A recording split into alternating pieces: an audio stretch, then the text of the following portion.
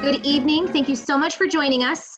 My name is Alexandra McKinney, and I am an instructional coordinator with New Mexico Historic Sites at the Taylor Mesilla Historic Property here in southern New Mexico.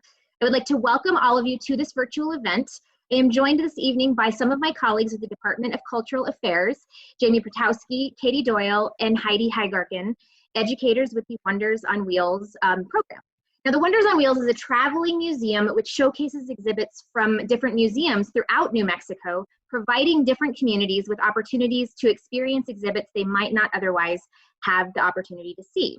Now, because Wonders on Wheels is unable to travel right now, Jamie, Katie, and Heidi have done a wonderful job of transforming what is normally an in-person event into more socially distanced virtual events, continuing the mission of sharing New Mexico's culture and traditions.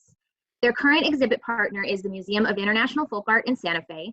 The exhibit Música Buena, Celebrating Music of New Mexico, focuses on the rich history of traditional Hispano music from the arrival of the Spanish until the present. In New Mexico, these European traditions blended with native customs and new traditions developed. The Wonders on Wheels exhibits celebrates music and dance in New Mexico through various traditions, including Los Comanches, flamenco, mariachi, cowboy, and the tradition we will be discussing this evening, Matachines. Though this evening's discussion will focus on the Matachines celebrations in New Mexico, this is a tradition that carries a long history in the Americas. Is that right, Jamie? That's right. That's right. Welcome, everybody, to the Wow Música Buena presentation. We're going to be talking about the different Matachines dances and their widespread popularity and their long honorific history. So one of the co-curators of this exhibition, his name is Cipriano Federico Vigil.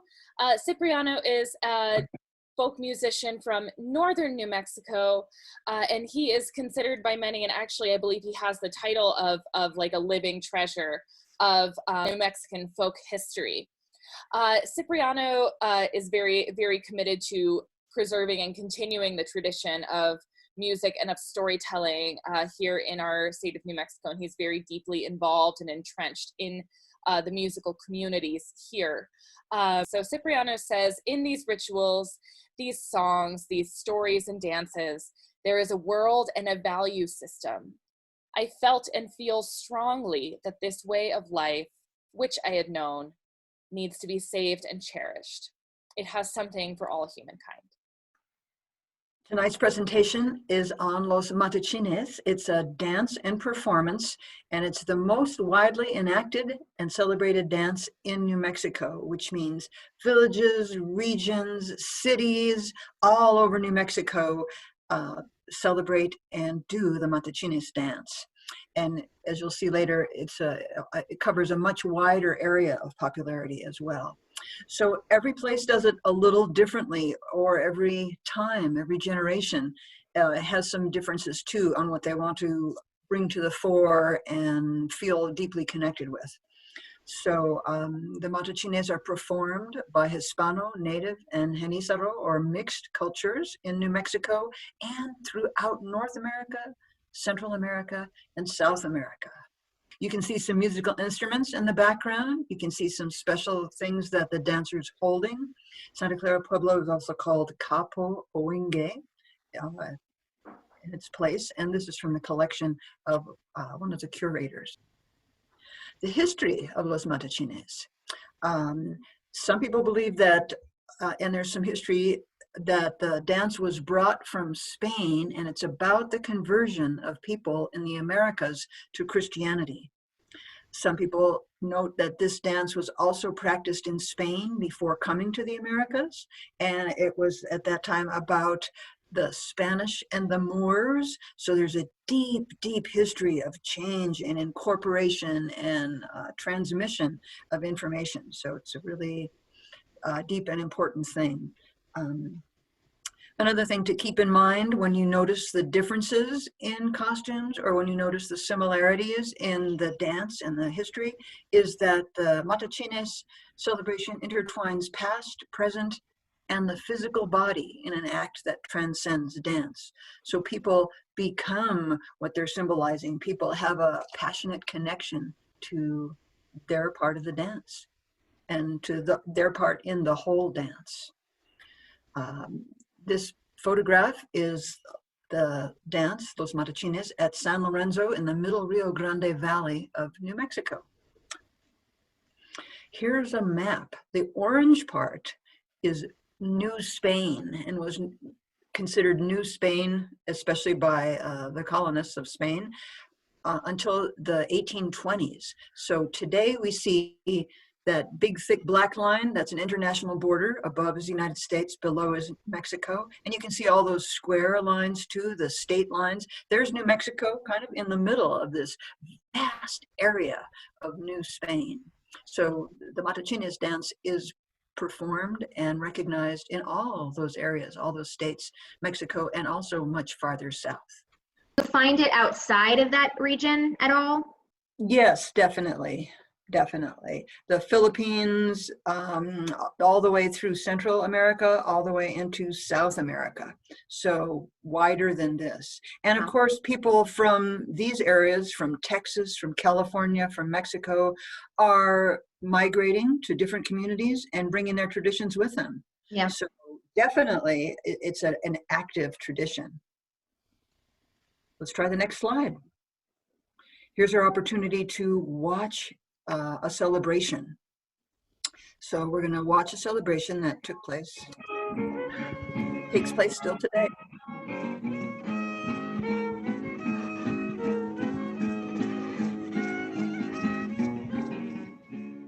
Matachines is a mystery.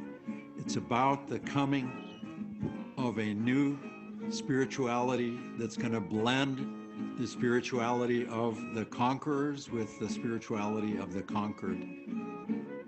Every community has a little bit different variation of the tradition, and the meanings are all different. From Las Cruces north is what we call Danza de la Palma. People talk about the Palma as a way of teaching the Trinity. This pantomime, this play, is quite amazing. There's the king, there's the little girl, and there's ancestral spirits known as Abuelos. The occasions of the Matachines are many. There's a bunch of Matachines for Christmas and New Year's, but you find them at other times in the saint's calendar.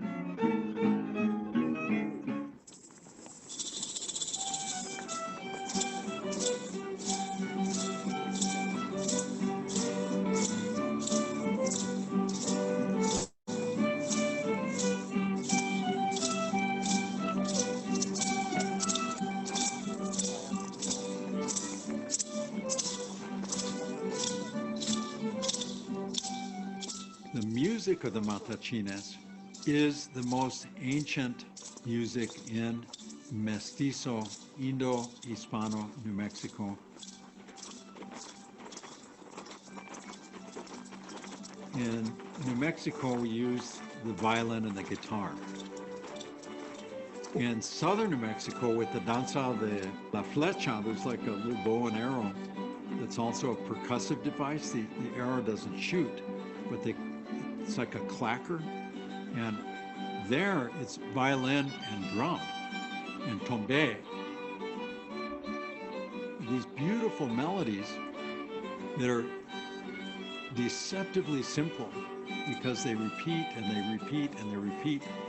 They have melodic qualities that link them with Europe, and the repetitive qualities links it with Native American music, and yet the rhythms are all 2 against 3. If you can tap your foot in 3s or 2s to the same piece, it's a song. This is the coming together of the European and the indigenous and the African. And it's a perfect soundtrack for 2 spiritual traditions or multiple spiritual traditions finding common ground.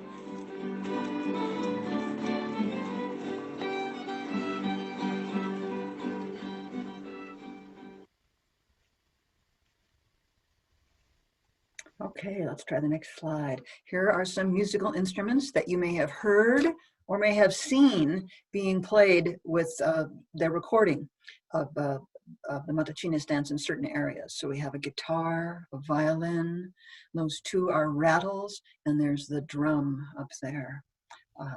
I hope that when we play more clips from the video, you'll be able to recognize and hear those instruments that are very much associated with this celebration. All right, next slide. So now we're going to talk a little bit about the costume components, and also and we'll move from costume into character as well.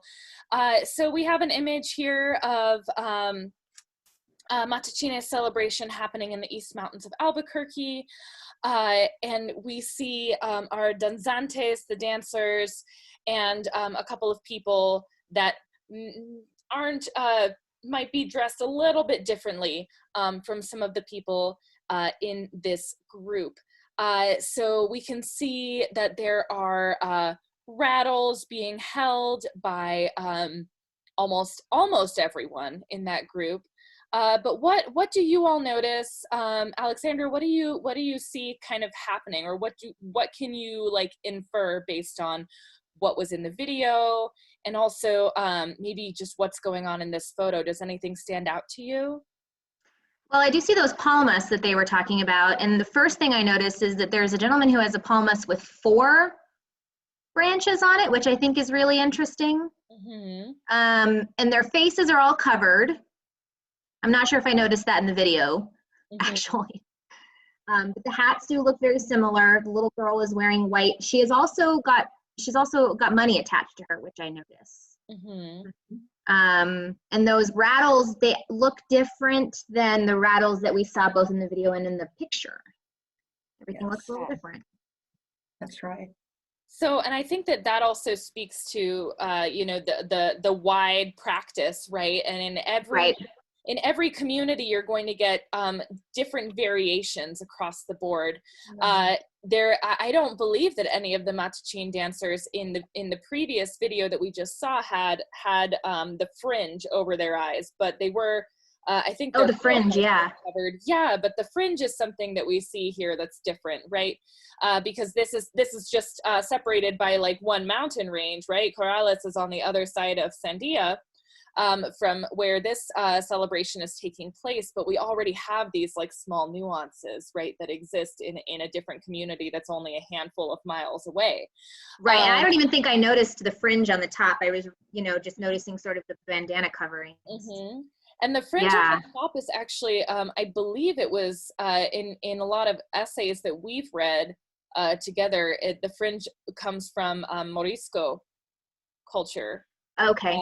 So there's, you know, the fringe concealing the face, and then we'll talk a little bit about these hats that they're wearing, right? But the hat almost looks like a bishop's mitre. It does kind of remind me, at least, of like a papal hat. So you get this combination of elements and combination of ways that the audience participates or the audience understands too. So slightly different symbols can be appropriate as well. Well, and as they said in the video, a blending of multiple cultures. That's right. That's right. Yes. And so we see the money pinned to this girl's dress. And that's also something that kind of goes across the board with culture. I know we have spoken about it in the past, and I think money is a very common thing to give as a way of appreciation, right? To show your audience participation too, and to be an active watcher or an active participant who's an audience member in the dance. And so we have that active component. So it's not just in this image, it's not just the dancers, right? It's the audience that we don't necessarily see in this photo, but their presence is indicated with this money that's been pinned to this young woman's dress, right? And then we also see that like almost everyone in this photo is sort of dressed in like a uniform, right? They're wearing like suit jackets and pants. This figure in the center has these handkerchiefs tied to his knee, and then sometimes in other communities, you'll see these the other dancers on either side of the central figure with those handkerchiefs, but that's not so here. And then we also have that palma with the 4 prongs here too, which is different than what we've seen in other communities. So we'll move into the next slide and talk a little bit about a couple of these components that we saw. So the palma, which we were just speaking about, direct translation is a palm, and we know that that has a lot of connotations in Christianity and in East African culture. It's also referred to as a trident. It's always held in the left hand of the Matachine dancer. It's a symbol of the Holy Trinity, so we see, you know, Father, Son, Holy Ghost before the handle component. And it's usually associated with San Lorenzo. This dance wand was made by Charlie Sanchez, and you can kind of see there's like a hay inlay happening there on each of the prongs of the palma. So a lot of care. Each dancer is kind of in charge of their own materials, right? And we think back to what Jamie mentioned about how this dance is really an embodiment, right? And so the creation of the costume and of the different components really helps make it more personal, right? So we'll look at the kupil next and talk a little bit about that personal notion as well. So the kupil acts as a concealer and also an identifier at the same time. So with the fringe, or with the concealment of the face with a handkerchief and something over the eyes, it conceals the identity of the human identity of the dancer, right? With the exception of this religious symbol. So in the previous image, with all of the dancers in the kupils, we saw different photos on tops of the kupils, or a crucifix. So this particular kupil has an image of San Lorenzo on it. And the kupil's purpose will kind of vary from community to community, but usually the icon that's on the kupil is the person that the Matachine dancer embodies or has a very close relationship with. So if you were raised Catholic and you went through confirmation, maybe the icon on your kupil would be your confirmation saint, right? And perhaps that is the reason why San Lorenzo was chosen, right? And each saint has different values and has a different story. So kupil is highly personal. And when these are created, it's actually a collective of people will make them together. So there aren't any secrets as to how something is made. The craftsmanship of a kupil is shared across groups and across communities. So people will share designs with one another. People will share tips and tricks. Almost, I think about like quilting circles in the prairie. Right? Yeah. Sharing, doing skill shares, right? So the tradition continues to grow and be fostered and cultivated within the community by making these props as well.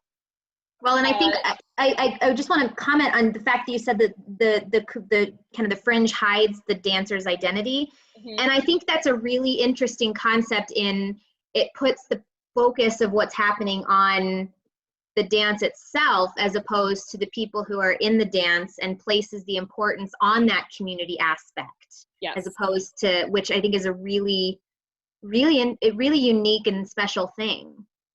Yeah, I mean, and kupils are they're a huge part of that.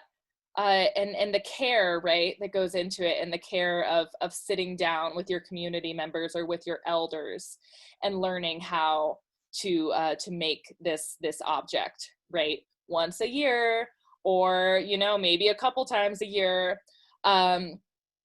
And at one point in time, these were actually made from cardboard, and later on in this presentation, we'll show you some kupils that are made out of cardboard. You'll be able to tell. Okay. They're not really made that way anymore. Folks have found that if you use like a plastic garbage can like a tiny, like what you would find in a bathroom or in a dorm room, right? Oh yeah. Like $5 from Target, and cutting it up. It is more sturdy. It's less susceptible to sweat or rain. Or just, you know, what happens when you're dancing and bowing and moving a lot, right? And cardboard can get kind of like floppy. Yeah. So as, you know, time has passed and as new materials have become available, the design of the kupil has grown as well. Wow. Wow. Yeah. And so it's you know, it's just wonderful, and we'll talk about that a little bit later too, because there are some things in the Taylor Macia house. Yes, there are. That are a reflection of that. Right? Absolutely. Yeah.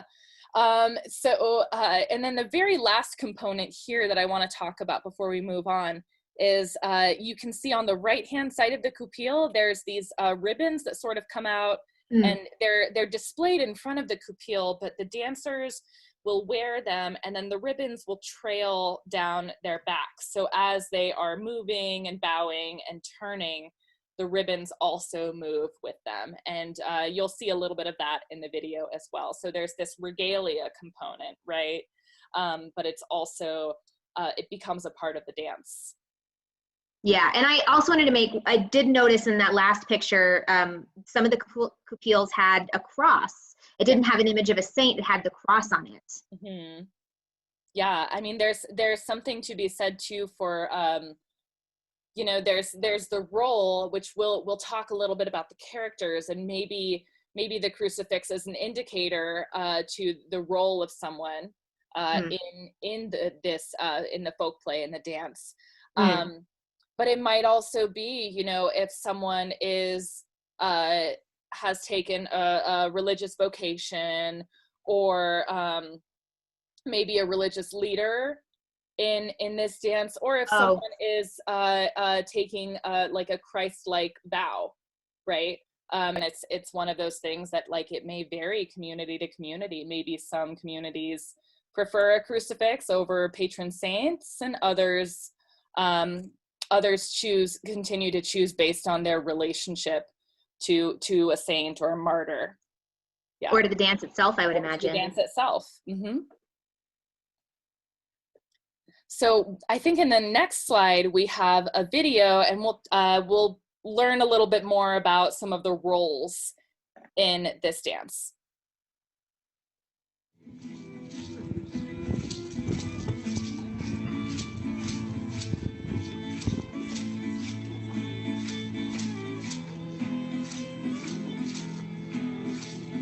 The narrative of the Matachines, this pantomime, this play, is quite amazing.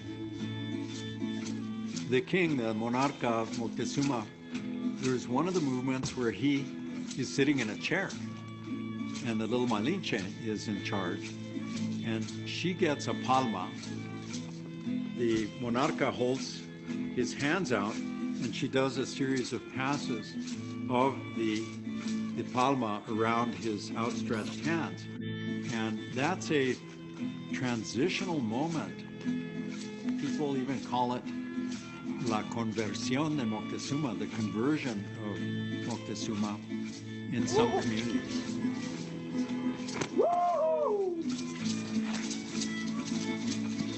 Moctezuma comes alive. He's very happy after the Malinche converts him, and he dances around all of the other kneel dancers and brings them back to life.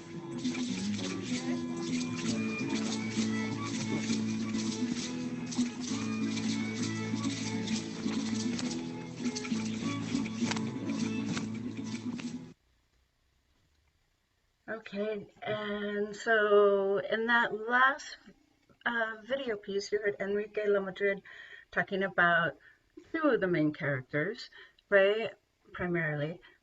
He talked a lot about La Malinche and El Monarca. And so we're going to take a look at some of the characters that are, for the most part, shared in the Matachines. So La Malinche, Alexandra, do you know, in this photo here, do you think you could actually pick out La Malinche after seeing the video? Yeah, that's the little girl in the white dress is La Malinche. Yes. Yeah. And what do you, so you notice she's wearing a white dress, Hmm. right? And she is Yeah. a young girl, right? Yeah. And so Lama Lintre, here's another photo there. And what do you notice about her that might be a little bit different? Um, her face is not covered. Right. Yeah, that's a big one, right? Yeah. Lama Lintre is actually one of the few characters whose face is not covered, and she's thought to represent a sense of kind of an innocence or Hmm. purity. In some communities, Lama Lintre also represents the Mother Mary or the Guadalupe figure, right? And so she's kind of thought to be more purity and good. And then we have El Monarca, right? And so in that video, La Malinche was converting El Monarca, right, into Christianity. And so, and you heard him refer to El Monarca as Montezuma, right? So there's thought that historically, when the dance first happened, that El Monarca represented the Moorish prince, Salim. But then later now also there's like it differs from community to community. And in New Mexico, he's often referred to as Montezuma or the Aztec king from the Hmm. 1500s that make contact with Cortez. And that's something I forgot to mention about Loma Linche as well. She shares her name with Cortez's translator, Loma Linche, at the same Right. time. And so you can see here with El Monarca, his face is covered, right? And we were talking about that earlier with the fringe. Here, he has the fringe. And in some communities, the idea of covering the face or using the fringe is also to protect you from evil. Oh, Yeah. And then if you look here at his kupil, what do you notice very different about that? well, it looks very crown-like actually, as opposed to, kind of a religious headdress. It looks like a royal headdress to me. Right. And so in some communities too, it's thought that for a monarca, it's actually more Aztec, an Aztec crown Oh, in some communities rather than the kupil. Okay. which would fit if they're referring to him as Montezuma, for sure. Right. Right. So then we also have in the video, I think it was pretty easy to see too, but you have the danzantes. Hmm. And so these are the 12 dancers, and that also varies. There can be many more, right, dancers, but for some communities, as Katie kind of mentioned earlier, we have this cross here, right? And then Hmm. there might be a saint or there might not. So some communities refer to the danzantes as kind of an allegory for the 12 apostles. Oh, that makes But sense. Yeah. yeah, but then also some communities refer to the danzantes as Montezuma's soldiers. Okay. So it depends from community to community as to what exactly. And then the meanings between figures too. Each person has their own meaning as they play a character that they put into it. And then the line is called the fila. So, and you see here the line, and then you have a monarca and La Malinche here in the middle. So I have a thought then, if it's La Monarca who's holding the hand of La Malinche there, because it's the Monarca who's got the palma with the four Yes. branches, which seems very interesting to me. And for all the times you guys have showed me this picture in the past, I've not noticed that there are four parts to that. And so if that is the Monarca or Montezuma, that makes it, I think, particularly fascinating that the palma has the addition of the fourth branch to it. Yes, I think so too. I think it's fascinating that this has four, and in some community you'll see that again. I don't really know the answer, but I have Hmm. ideas, Right. as to what that might be. But it could also be separating. It could be more the four directions, or it could Yeah. represent, right? And then for danzantes, these are some from the Tortugas danzantes, from the Tortugas Matachines dances.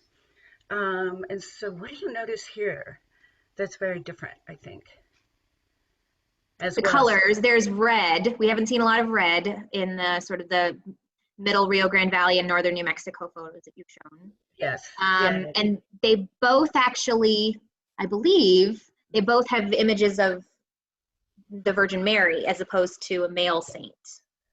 So they both have the Virgin Mary here in the celebration. Yeah, that's what it looks like. Yeah. And so it's the represents the celebrations where they're danced, right? And then if you look at the palma, what do you notice about that? It's shaped differently. Well, it looks like a cross actually, as opposed to. Right. It is much more of like a cross, and then there's this big circle, right, that goes around rather than the traditional palma. Mm-hmm. It has the three again, but their faces are covered still, and then they also, and the fringes are here too. And actually, you said something I thought was interesting regarding the mirrors. But yeah, it commented on the mirrors being a reflection of the community, I think is what it said. Yes. But that is one thing that I did notice in sort of jumping ahead to the pictures that we'll see later on in the presentation from the Taylor Mesilla house, from Right. the skirts, there is the mirrors used. And I thought it was an interesting correlation. I don't know why, if that's it, because it is different, but it's a good thought. I don't know. Well, in Africa too, if you look at African masks, there are often mirrors and pieces of metal placed inside the facial components of the mask to scare away evil spirits. Oh. Right? And so to reflect away the evil eye is one meaning for mirrors. And Right. plus they're sparkly and cool. Yay. And then one of the characters that I don't think we've seen much of yet in the video. But he's coming. El Toro, right? And so can you find El Toro in this photo? I'm going to guess he's the one with the horn. Well, I'm assuming he's got two horns, but I can only tell one in that image. Yes. So there are two. There's one right here, and you can see the other one popping out here. So this is El Toro. And then what else do you notice about his character? He has got canes. Yes. He's holding canes. So he's holding canes, kind of making him a four-legged creature. Oh, yeah, as a bull. In a way, yeah.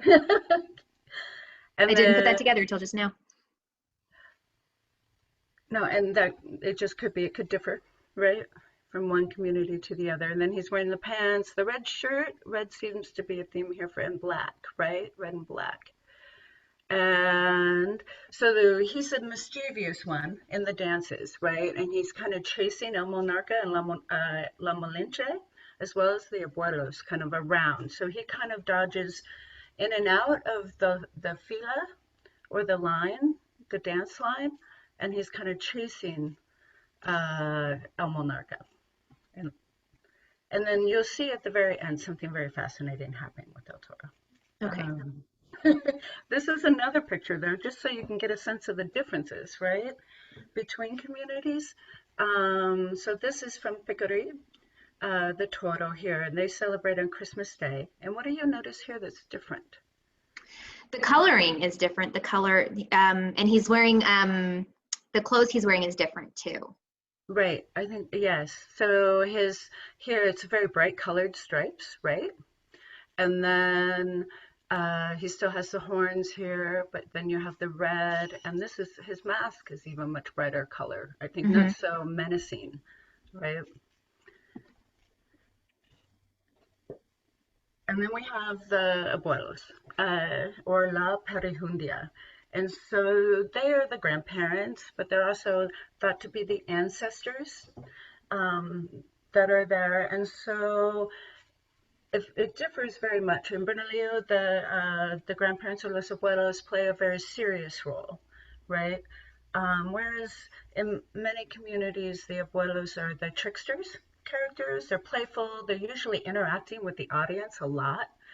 So they're playing with the audience and they're protecting El Monarca and La Molinche as well Mm. to ensure their protection throughout the dance. So here, I think this is another good photo. Can you find the abuelos in this one? It's a little more.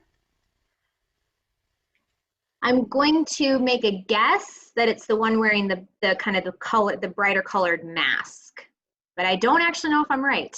This Yes. one here? Yes, that is one of the abuelos. And so this one here too, what do you notice in his hand? Looks like a whip. Go back. Oh, yeah. Oh, yeah, yeah. So this is a whip. Yeah. And so the abuelos, they have the whip, right? To keep the bull. I was going to say for the bull. Yeah, and the audience too. And the audience. Oh. And then they're definitely covered, right? With a very different mask though, right? What do you notice about this mask? That one looks like it's made out of leather, actually. Yeah. So leather, and it has a little bit of fur around here, right? And then in here, it's very, what do you notice about this one?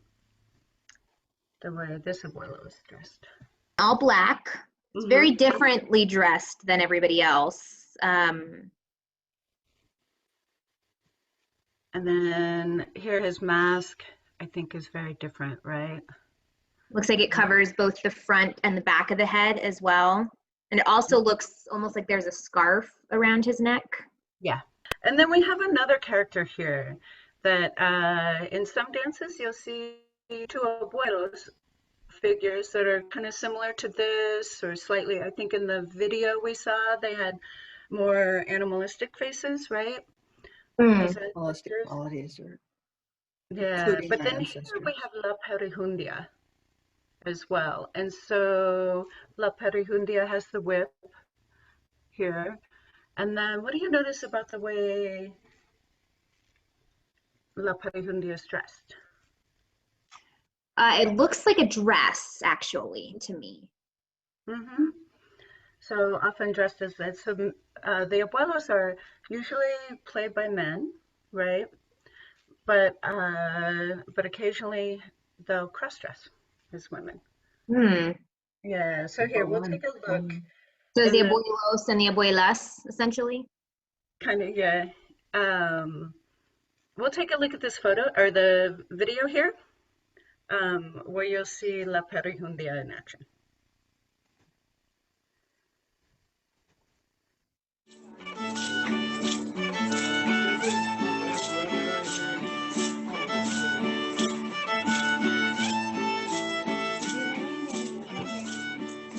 In Carnue, in San Antonio and East Mountains, one of the abuelos is an abuelo in drag, who's called La Perihundia. She taunts the children run after her, and she gives the children candy, she fights with the bull.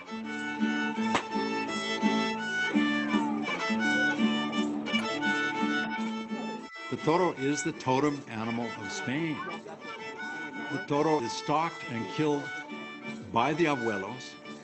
If this is indeed the totem animal of imperial Spain, and it's lying on the ground being castrated by the ancestral spirits from here, boy, that's the end of imperialism. And the people that came here from Europe changed. They're part of the regional Indo-Hispano culture here. Matachines is a mystery. It's about the coming of a new spirituality that's going to blend the spirituality of the conquerors with the spirituality of the conquered.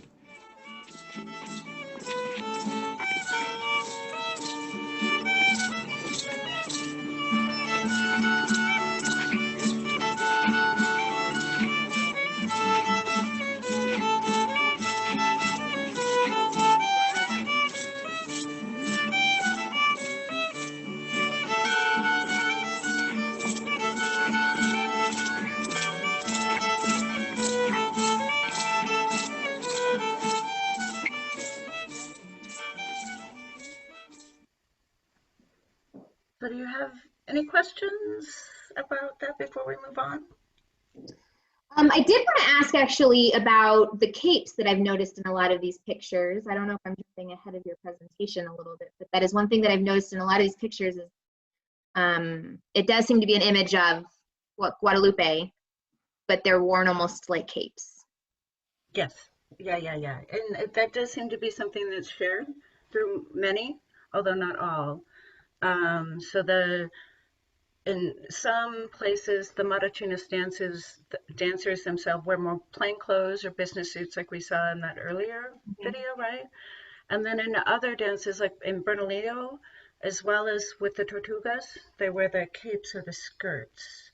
And actually, that's a really good way to move forward because we happen to have one that you. So this is a picture actually of one of the Matachines skirts or capes, kind of from Tortugas as well. So what do you notice about this one? And we want to thank you very much for providing us with these photos. Yeah, so I'll give a quick kind of context, that way we understand what we're looking at. This is a photograph from the oratorio of the Taylor Mesilla Historic Property in Mesilla, New Mexico. These are what are on display as a part of the home.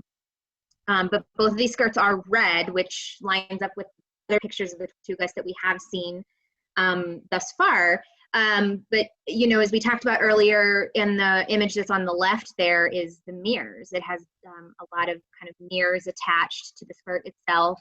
Right. The image in both of those skirts there, because that's two skirts that we see there of the image of the Virgin of Guadalupe. And then the picture that's on the right, what's actually really interesting about that one is what you are looking at there on the skirt is PVC pipe. Yes. And those actually traditionally, I believe it was reed pipe that they would use once before. And so the reeds kind of changed to, you know, a more practical, recyclable Another material. noise making thing. But they very similar. I mean, the reeds also are hollow tubes, very much like the PVC pipe, right? And so here's another detail of that skirt there with the PVC pipe you can see here. And then we do the Guadalupe, right? Let me go back here too. Well, this is an image of the Matachines dance from the early 1900s, from the Tortugas Matachines. And so what do you notice about this photo that is different from what we've been seeing? Well, we see three little La Malinches in this one, actually. Yes. And so it's not uncommon, actually, to have more than one Malinche. Sometimes there have been up to 6 Malinches. Wow. In some of the dances, and in the Bernalillo dance as well, they usually have more. There, sometimes it's a practicality because the dances go on so long that they do change out Malinches.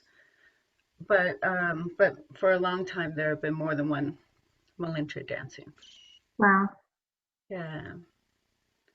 And then, what else do you notice? Let's see.